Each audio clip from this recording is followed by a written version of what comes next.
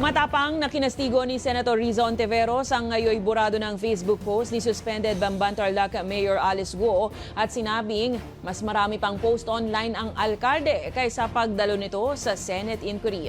Nilinaw naman ni Senate President Chis Escudero na ang warrant of arrest na nakahain kina Guo at 7 iba pang akusado ay pagtitiyak na dadalo sila sa mga pagdinig ng Senado at hindi para sila ay parusahan. May balitang A to Z si Naomi Almohano.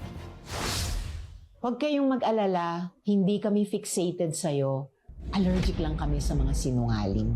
Iyan ang maaanghang na buwelta ni Senator Riza Hontiveros sa Facebook post ni Alice Guo kung saan sinabi nitong tila fixated daw si Hontiveros at Senator Win Gatchalian sa kanya. Patutsyada ni Hontiveros, hindi talaga magkakaroon ng peace of mind ang alkalde kung palagi itong iiwas sa mga tanong kaugnay sa pagkakasangkot niya sa mga iligal na pogo sa Bamban Tarlac at pag-iimbento nito ng kwento online. Attendance before the Senate hearings is adherence to the rule of law.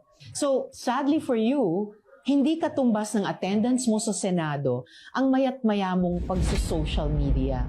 Dagdag pa ni Hontiveros, kung nakakalimutan mo, pinapatawag ka dahil nasa gitna ka ng pang-aabuso ng pogo sa mga batas namin na hinayaan mong lumawak dahil sa impluensya mo bilang mayor. Nagsinungaling ka tungkol sa koneksyon mo sa pogo.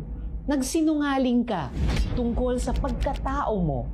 paalala naman ni Senate President Chis Escudero na ang warrant of arrest para kina Guo ay hindi layong ikulong sila, kundi para siguruhing dadalo sila sa mga pagdinig at sasagutin ng alkalde ang mga katanungang ipinupukol sa kanya.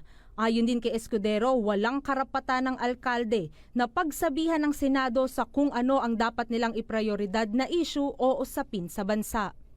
Well, may prinsipyo sa batas na flight is evidence of guilt.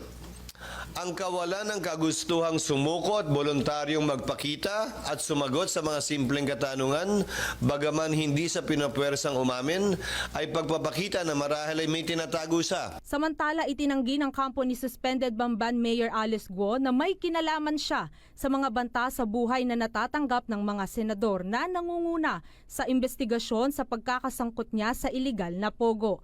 Ayon sa kanyang kampo, tila isang demolition job ang ibinabato sa suspended mayor at iginiit na hindi ito kriminal.